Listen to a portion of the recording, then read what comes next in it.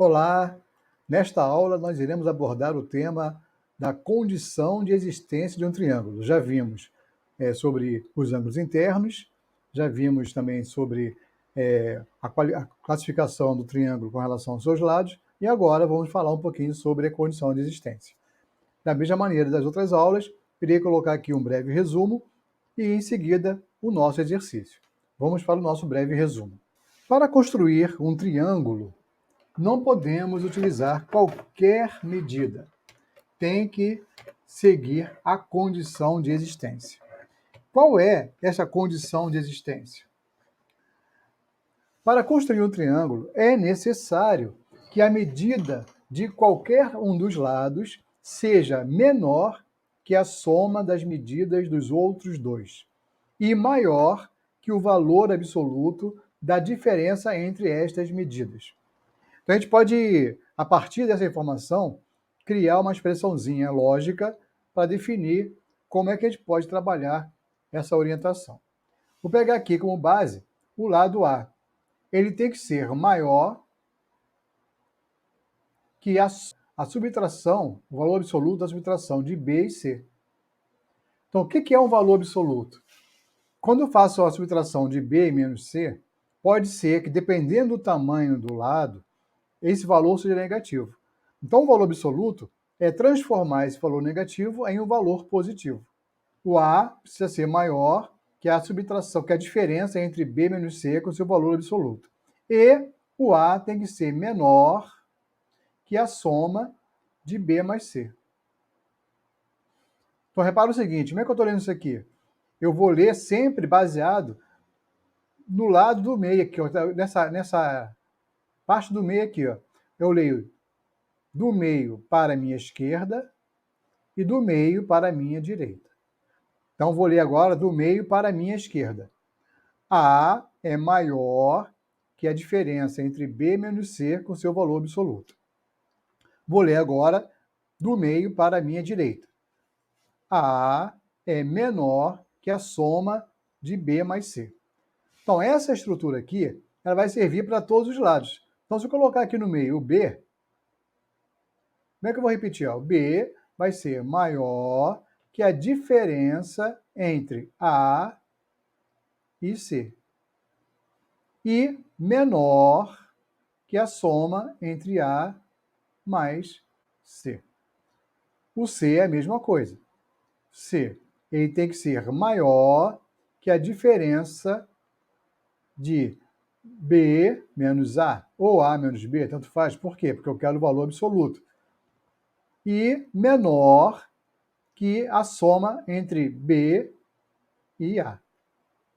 Então, essa estrutura aqui é a condição de existência de um triângulo. Vamos para o nosso exercício. O Wallace tem um terreno em formato triangular em que os dois lados menores medem, respectivamente, 300 e 200 metros. O Wallace precisa comprar arame suficiente para cercar o terreno em uma volta. Então, a gente pode olhar aqui o nosso desenho. Eu tenho aqui um lado do nosso triângulo, ele mede 200 metros. E o outro lado, 300 metros. E ficou um lado aqui sem medida, que é uma incógnita. E aí vamos ver o que pergunta o nosso exercício. Perguntar: qual a medida dos menores lados do terreno? Fácil, basta observar o desenho, que a gente vai encontrar que os menores lados é 200 e 300. E aí também está no texto, é só você ler o texto com atenção, interpretar o texto, olhar o texto com atenção e você vai encontrar a resposta. Então a resposta aqui para essa questão, ela é 200 metros e 300 metros. Tranquilo? Vamos para a próxima questão.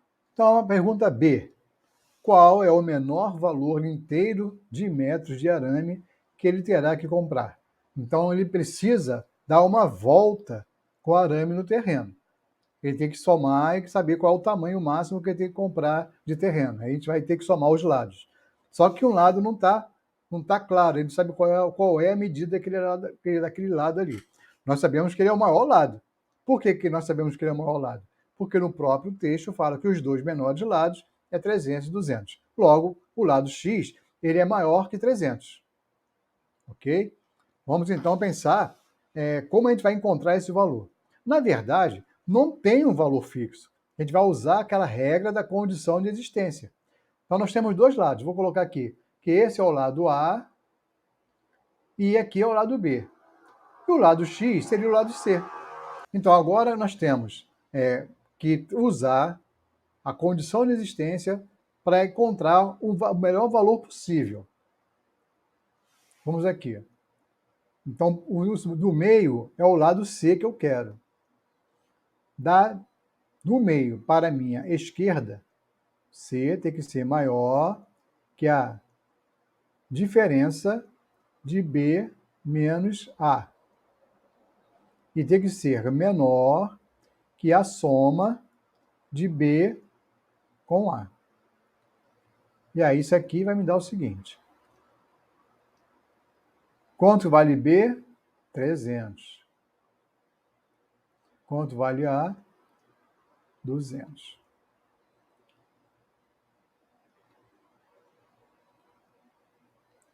B mais A, 300 mais 200. Então, vou fazer aqui, repetir, ó, C vai ser maior. 300 menos 200, 100. 100, módulo de 100, valor absoluto de 100 é 100. 300 mais 200, 500. Então, o lado C, ele tem que estar entre 100, ou seja, o C tem que ser maior que 100 e o C tem que ser menor que 500. Então, o valor do C, ele vai estar entre 101, que é maior que 100, e 499, que é menor que 500. Como a gente não sabe qual é o tamanho exato, ele vai ter que comprar arame. Vamos comprar arame para poder cobrir o maior espaço possível. Então, vou usar como referência 499. Ok? Então, o valor que eu vou trabalhar é 499.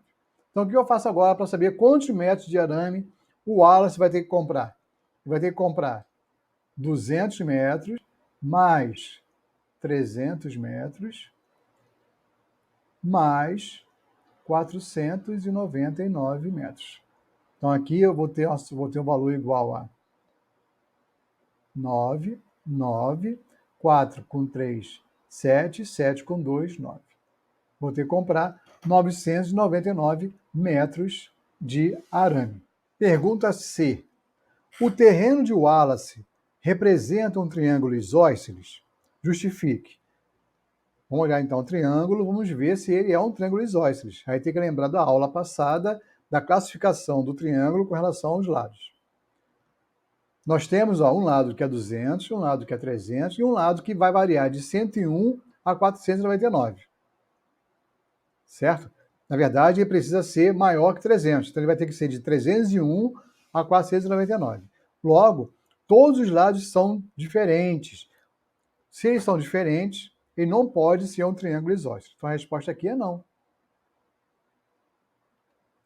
Não. Por quê?